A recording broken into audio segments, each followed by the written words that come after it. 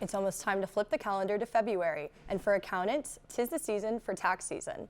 WUFT's Jessica Ninney has information on what taxpayers should be looking out for to protect themselves. Tax season is a time of deadlines and stress for millions of Americans. It's also a time when criminals look to exploit the system. The IRS reports in 2023, cases of fraudulently filed tax returns increased by over 30%. Your phone rings, and it's a call from the IRS.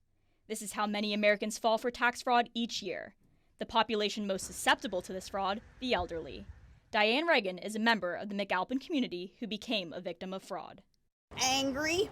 Yes, very angry. I think it's horrible. People in the world today are just, not everybody, but there's so many that just don't care anymore.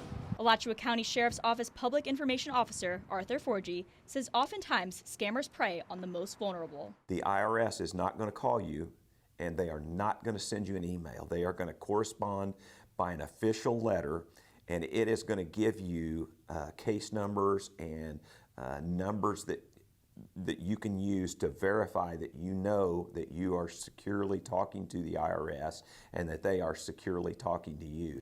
Certified public accountant Mark Schnoll says tax fraud starts when criminals get personal.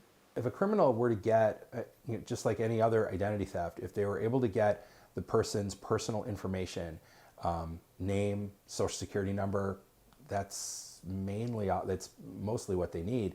They could then file a tax return in their name that's completely fraudulent. He feels the best way to protect yourself is by setting a PIN with the IRS.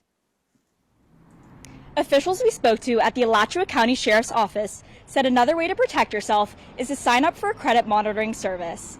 The public should know there may not be much local law enforcement officials can do, but we're told reporting the authorities is important. Live in Gainesville, Jessica Ninney, WUFT News.